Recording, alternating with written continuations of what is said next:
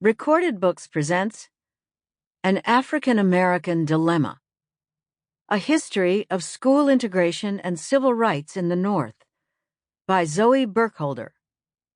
Narrated by Andrea Gallo. A quote from the Urban League of Philadelphia, 1963.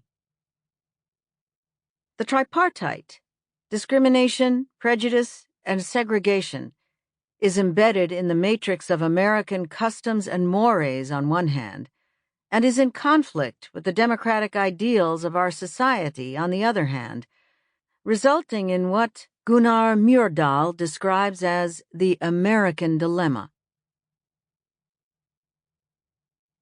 Introduction. Above the Delaware River in New Jersey sits a red brick mansion cloaked in verdant ivy. For the first half of the 20th century, it sat as the centerpiece of a sprawling 300-acre boarding school that included boys' and girls' dormitories, an amphitheater, a gymnasium with hardwood floors, an auditorium, a chapel, athletic fields, tennis courts, and a vocational trades building. Those lucky enough to visit the school would have seen dozens of well-groomed students strolling paths shaded by sprawling oak, maple, and sycamore trees. Faculty and school administrators would have been there too, dressed in the fashions of the day, perhaps even playing croquet with the students on the lawn.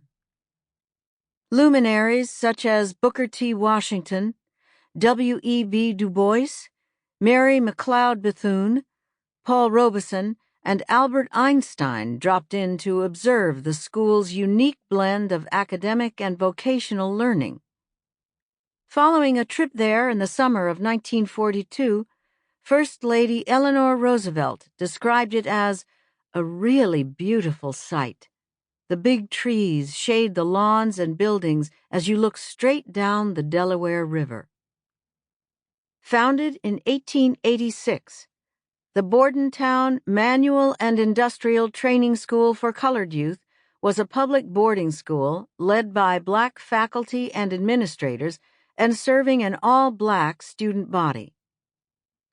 Designed on the model of manual training and industrial education for black students in the post-Reconstruction South, the Bordentown School developed a more progressive approach under the leadership of Harvard-educated Dr. William Valentine.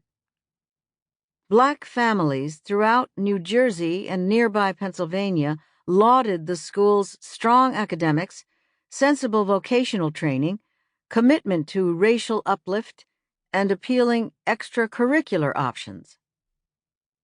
And yet, the Bordentown School's reputation as the Tuskegee of the North was not enough to save it after Brown v. Board of Education prohibited racial segregation in public schools in 1954. Declaring the institution is a segregated school in its practical operation, New Jersey Governor Robert B. Minor insisted the Bordentown School had to be closed. Home economics teacher Eleanor Smithick was one of dozens of black educational activists who begged the state to keep the school open on a non-racial basis, writing, "The Manual Training School has offered shelter, activity, and opportunity to many a youth that makes real the meaning of a democratic society. Has such a program outgrown its usefulness in and to the state of New Jersey?" Black students, parents, alumni, and teachers viewed the Bordentown School as a sanctuary dedicated to black education and racial uplift. They could not fathom how a decision meant to outlaw segregation in the Jim Crow South required the shuttering of a cherished institution in the North. Not all black Northerners, as it turns out, agreed that the Bordentown School should be saved. Civil rights activists associated with the National Association for the Advancement of Colored People, or NAACP, and the National Urban League quietly agreed it should be closed. They had fought to integrate the school and modernize the curriculum since World War II. Sample complete. Ready to continue?